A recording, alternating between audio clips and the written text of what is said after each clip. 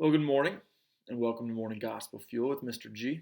It is Friday, February 11th, the fifth week of Ordinary Time, and it is the memorial of Our Lady of Lourdes.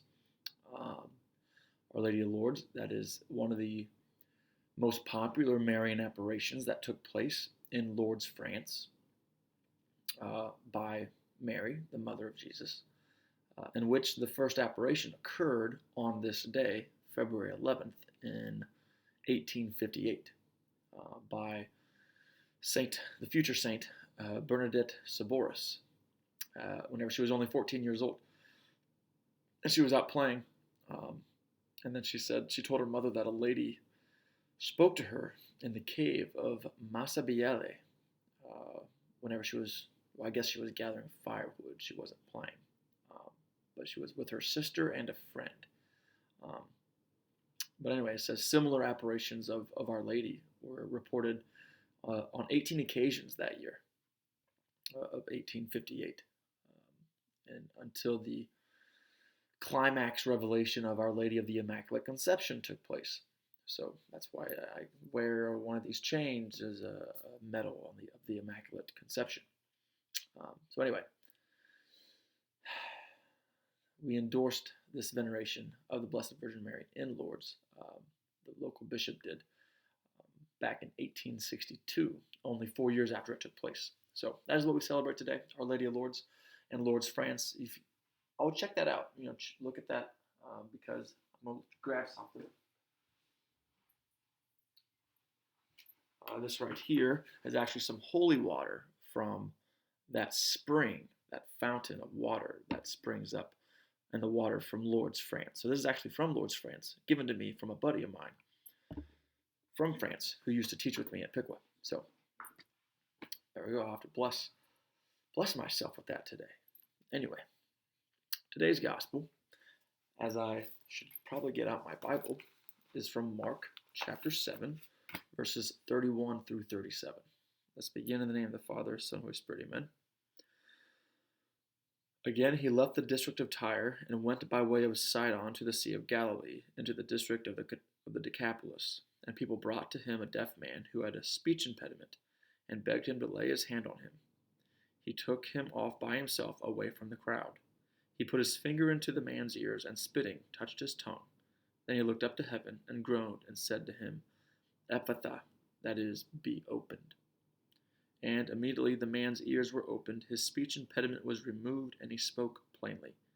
He ordered them not to tell anyone, but the more he ordered them not to, the more they proclaimed it. They were exceedingly astonished, and they said, He has done all things well. He makes the deaf hear and the mute speak. So we have the healing of a deaf man.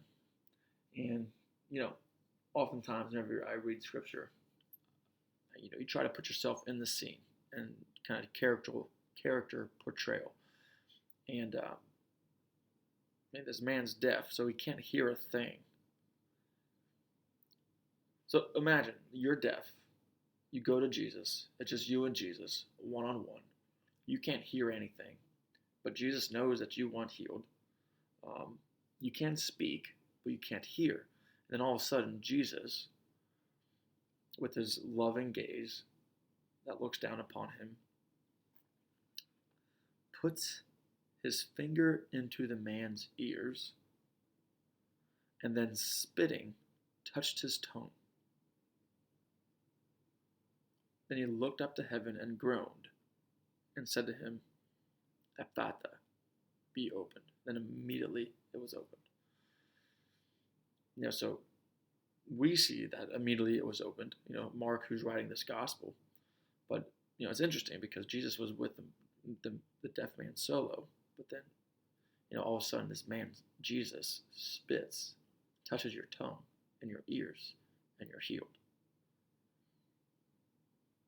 And you can't hear a thing, and then suddenly you can. Like just the confusion at first, and then the overall joy that followed, and gratitude in Jesus.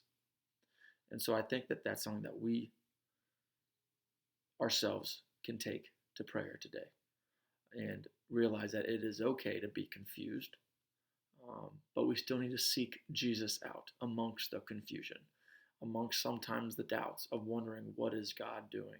What is Jesus doing right now that I can't hear him, or I can't possibly see him with my human limitations, with our natural bodies, and it's hard to see and understand the supernatural. So we're confused often, much like myself. But we need to make sure that amongst that confusion, we still possess the joy of knowing that Jesus has done so much for us in this life already, and that he will continue to do so and heal us as long as we go to him and seek him out. So I think that's what we need. If you're confused with your life right now, keep being patient, trust the Lord, keep your eyes fixed on him, and just anticipate that hopeful joy, because we all need hope to get us through each and every day. Yeah, there we go. Have a great day. Maybe do some research on Our Lady of Lourdes. Maybe pray a rosary, or do some research on the rosary if you're not Catholic. And if you are Catholic, pray the rosary today in honor of Our Lady, to help intercede for us to get closer to her Son, Jesus. So there we go. Have a good day. God bless. Keep it real. In the Father, Son, and Spirit. Amen.